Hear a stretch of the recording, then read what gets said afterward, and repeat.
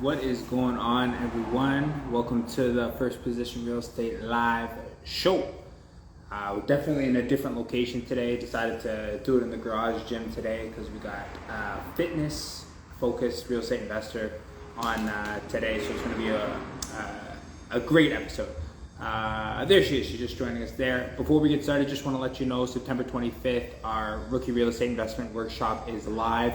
If you guys want tickets, hop up into the bio, grab it in there, DM me. We can get you that. We even have an early bird discount. But enough talking from me. Let's get Victoria on here.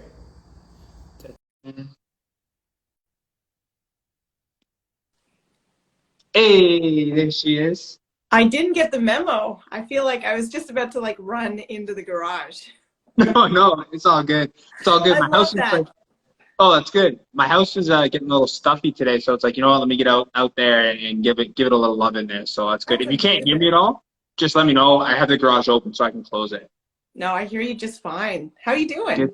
I'm doing well. I'm doing well. Like this is so awesome to connect. I've been following you for probably a long while. It's getting almost over a year now, which is awesome. You've been doing some really cool stuff. But obviously, I know what you're doing. So why don't you give everyone like a 30-second top down what you're getting into? Oh man, I'm getting into everything. I focus on multifamilies, but I'm open to opportunities. I'm just kind of navigating this world. I've been real estate investing for about 17 years, and it was all on the smaller multis. And the past year, my mind has just been expanded by the amount of available creative financing. It's just there's so many things out there, and so I'm just kind of navigating where that best fit is for me, and I'm having a great time doing it.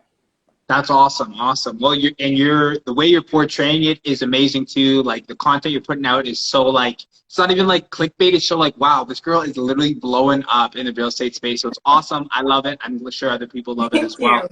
Oh, that's good. So I got three questions for you. I like to keep it short and sweet. We'll jump right in if that's Do cool it. with you. Let's do Awesome. it. So first question, you're really involved with that invest her movement, and obviously being a male, I didn't really, see it to what it was. But would you mind diving into that? Share a little bit what it is and how you're involved there. 100%. And I know it can be a little bit off-putting, for men to say, well, the women are joining together, but naturally we are a collective group. It's just like biology. We as women want to work together. And there's a lot of barriers there with the way that women feel when they enter into a room that is dominated by men. And it's not to say that men are the root of all evil, because I fully believe in collaborating and working. I mean, I'm military, I'm 21 years of service. I work closely with men, but I do understand that feeling that a woman can get when she's feeling that just lack a little bit of confidence. And so the difference between going to an organization or an organized event that would have mixed, the woman just might be a little bit more timid, but when she comes to one of our events, it's literally like we've known her for years, and it's open arms, and it's just such a nice place to be. And in order to sort of give that kickstart to be able to have that confidence to branch out. That's awesome. Yeah, that's really cool that there's like a niche, I don't want to say a product, but like a niche area for females to get involved. Because you're so right. Like if you take all the real estate investors, it's going to be a lot, like it's a very highly weighted to males. And if you're a female looking to get into the space, you're like, I don't know if I'm comfortable coming into this room, it's already male versus female mentality. Now we're going to talk about throwing like, this kind of money around. So I definitely see it there. 100%. And it's a big misconception that men aren't welcome, and they actually are. They're very much welcome to come to our events. It's just that the intent is to support women. And so I always just try to encourage everybody, if we can have that one intent.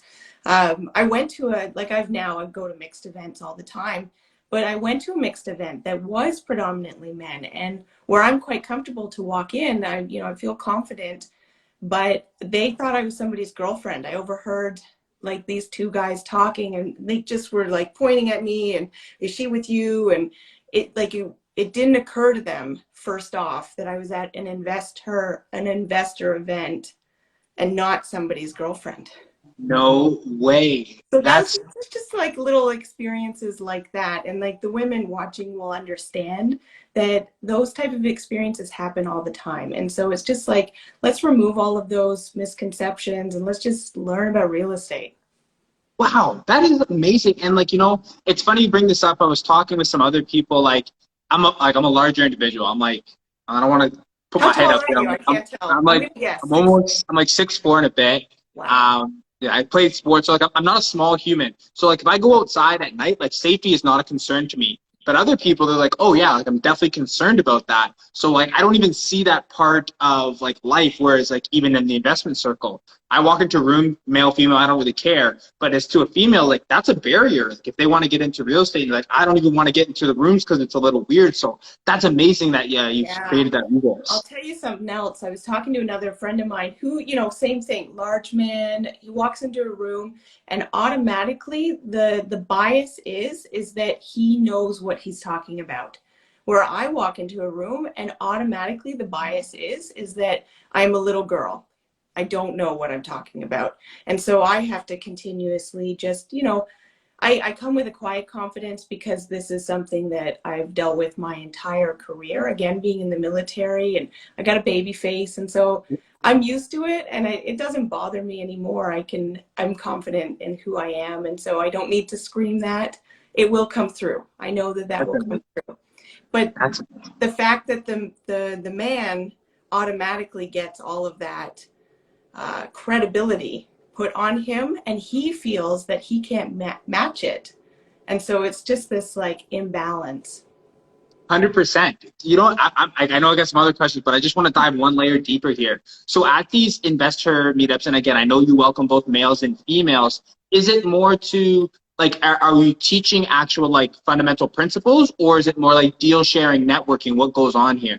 All of the above. And so really we'll bring in guest speakers, we'll do events. So we just we teamed up with another investor group, Wink, and then another female investor who's in this community, Karina Guzman. And so we were able to create this event to open the doors for women to play golf. And 90% of the women that showed up, we had 30 women, had never played golf before. And the feedback that I got afterwards was that now, I mean, they've been avoiding playing golf their whole lives. And now that they can experience it in a like no pressure environment, they're going to keep doing it. And so it just kind of like, we're just hoping to, break down some barriers for women and give them that confidence to step up, because there's so much value that they bring just as individuals, not even like based on their gender, Yeah. just as individuals. That's amazing. That's good. You know what? I will, from this conversation, I will be a little bit more accountable, like walking into rooms and not asserting that, not that I'm coming over there and just, throwing myself all over, but just keeping that in mind, people are perceiving situations differently, male, female, tall, short, just like, being open to that. So I'm really glad Yeah. you brought that forward Yeah, there. I mean, we all naturally have biases, and this is something that I talk a lot about in my day job, is that as long as we can understand our bias, then we're able to overcome it, because it's just like natural for us to do that. When we look at somebody, we go right into judgment, whether we want to or not, but then we just need to be able to be open-minded enough that perhaps our perception isn't actually the reality. There it is. I like that. I'm gonna have to definitely cut this one out and just maybe even rewatch it myself and be like, man, what did we learn from here? But anyway, let me jump to the second question we have here. Sorry, I got my questions over here. Good thing. Good thing. So big reason why I connected with you. Obviously, you're killing it in real estate, but you have that fitness element. I've seen part of your gym. I was like, yo, there's someone else doing like real estate, but also fitness at a high level. So I love that. So would you mind sharing a little bit how fitness is related to your life and even how it touches your real estate investing? It's everything. It's everything. It's my life now, and it's my future. And so for me, like, fitness isn't about the aesthetics, although it doesn't hurt. It certainly doesn't hurt. But like when I go to the gym in the morning, I'm thinking about longevity. I'm thinking about the quality of my life, and I'm looking forward to aging, because like I'm looking forward to seeing what I'm going to be capable of when I like get older, when I'm a grandmother. I'm going to be rolling around on the grass with my grandkids and like throwing them in the air and just playing. And so for me, and it's energy.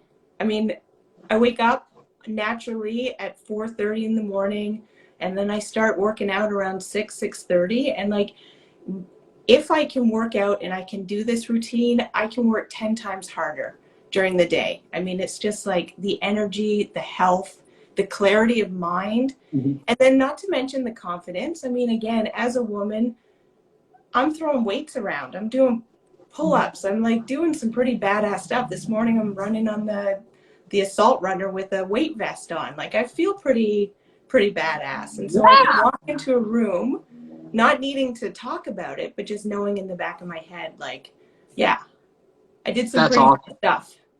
I like that. I like that. So obviously, like for those who don't know, like it's definitely CrossFit based is kind of the stuff you're doing. It is. Without like trying to, scream CrossFit, it certainly is. Like, I'm doing Olympic lifting, but I also competed powerlifting in the past. And so I incorporate a lot of that. And then of course, like, CrossFit to me just provides that type of high level conditioning that I Yeah. crave.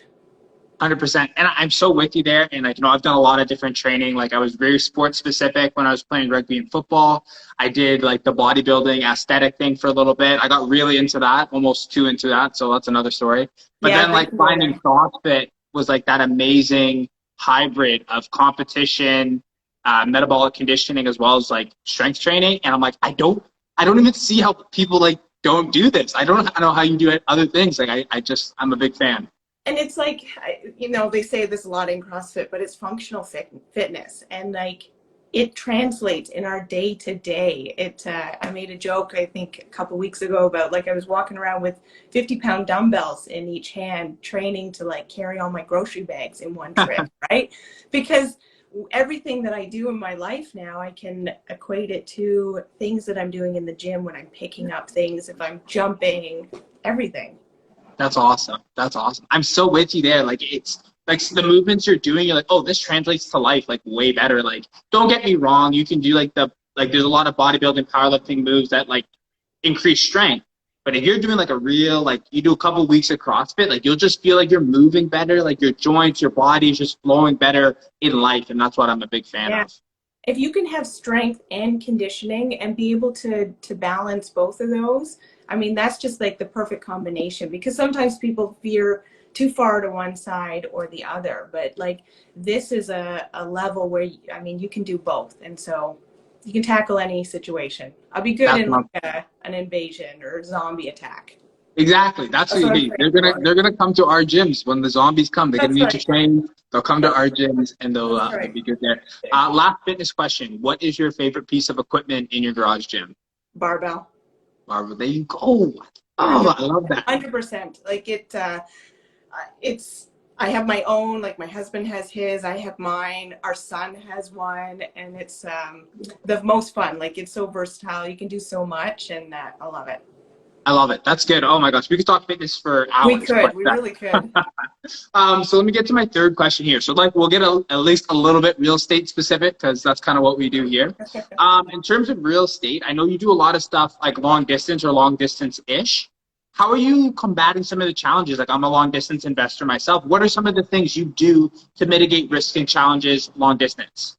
Well, first of all, relationships. I'm maintaining relationships, and that to me is like paramount, and I've gone through situations where I've had to fire property managers or not work with people anymore, but it's keeping a really close connection so that you can identify when issues are coming up, that you keep that communication open, and that you're somebody that they want to work for and with. You know what I mean? Exactly, yeah. You catch a lot more flies with honey than you do vinegar. And so tell them, save for the kids in the back. I love it. That's good. That is so right. Yeah, and like Nova Scotia has a vibe to it. And so like I love that vibe, and I love like being able to joke with all the people that I'm working with and try to have as much fun as we can while also getting down to business, right? And so it's again just balancing both of those sides. And then of course just like knowing the market, that's really important. And I had 17 years living in Nova Scotia in all different parts of the province, and so I got really good at understanding the market. And then adaptability. That Yeah. was the other part that I think would be really important, is that you need to be able to pivot quickly when things change. We had the interest or the property taxes changed for the outside buyers. Like they flipped that on Oh, me. And really? just being able to, risk manage and pivot when needed. There you go. Now I'll go one level deeper here. So I've been doing a lot of like individual hiring or like adding some more team members to my team there. With your business, how are you finding talent? Are you just throwing ads up, or are you making calls? What's your kind of system to bring talent onto your team? It's gotten now to the point of referral, because I've developed such a good community already, just from living there for so long, investing for so long. Like for me, that's my comfort zone, Nova Scotia. And so you get to know people in the industry well enough, and then if I'm missing or I need something, I just go to the people that I know I trust, that's going to give me a good recommendation. And then you start to build that relationship there, and you like add the same flair of just being personable and likable and accommodating and appreciative, appreciating the people for what they're doing. They'll call you back. Like I called an environmental phase one, so an environmental engineer. Yep. I talked to him months ago, and I just asked him a question just on the phone. And then I called him up yesterday because I have another property that's under contract that I'm lining up. And I never said my name, and I just said, listen, I'm not sure if you remember me. And he was like, I think I do remember you. And he recalled our conversation. And so to be able to stand out, like he didn't see what I looked like, it was just on the phone. And so I really try to like make those really good, deep connections with the people. There you go. That's awesome. You just mentioned one thing before we kind of wrap it up here. You mentioned providing value back to them. I'm sure a lot of people reach out to you and you do the same, vice versa. But I feel like that's a piece that's missed. Like a lot of people would just, I'm sure you have the DM, hey, can I have all your property managers, all your lenders, right, do it now? And you're like, the property never met manager you, like, doesn't want me to give that out anymore, because yeah, I was like, on a couple podcasts, and of course, like I sing their praises, and they're not accepting any clients, so I have to tell people I'm so sorry, but yeah. No, that's good. That's good. Well, that's awesome. Like I feel like we could, talk this for hours, but I know we got other stuff to do, which is awesome there. Before we kind of wrap up, did you have any questions for me before we kind of close it out here? Yeah, I'm curious to know what you do specifically, because you mentioned for government employees. So I'd love to know like why specific government employees, and then I suppose like what is it that you do or provide for them? Awesome. Great question. So I'll kind of give you the close notes here. So I've been a government employee my whole life. My first job was with the city at the pool, big lifeguard guy. Moved up. I did some law enforcement. I was with a big government-funded agency. Then I was with like the biggest police service in Ontario. I still work for the government now. I work for the provincial government now. So I just know it well. Like I've been in the rooms, I've been in the meeting rooms when they talk about their pensions. They talk about the overtime. They talk about how seniority is biting the butt. I know that avatar well. And as a result, when it comes to, early retirement, financial freedom, I know what their gaps in thinking is. And I feel like I can service that community well. So when I talk about government employees, I know how they're going to get financing. I know their risk tolerance, and I can really engage them in a way because, I am one of them. So it's a really good way for me to do that. And then in terms of my business, what do? We offer both joint venture partnerships and private lending opportunities so that our clients can help build wealth and retire early. I love that.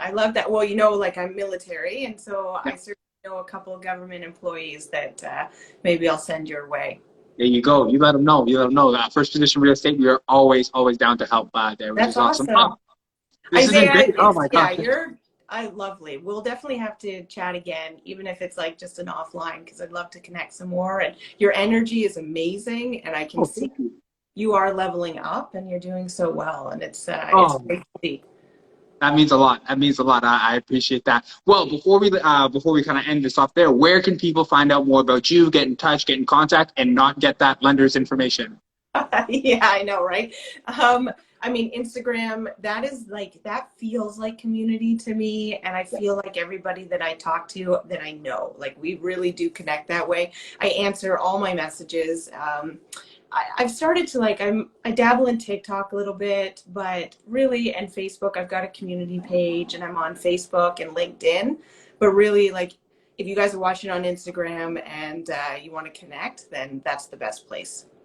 Good stuff. Good stuff. Okay, guys, y'all heard it here first. If you want to hit her up, she is on Instagram. Well, just as we wrap up here, my name is Isaiah. I'm with First Position Real Estate. I help government employees invest in real estate so they can build wealth and retire early. Today we had on Victoria, and she's doing big things all the way from the military to tearing up in real estate. It's a great conversation, so it was awesome there. I'm super excited to have you. We'll end up getting this cut up, and I'll send it out to you so you can share with anyone else. Any last words before we sign off for today?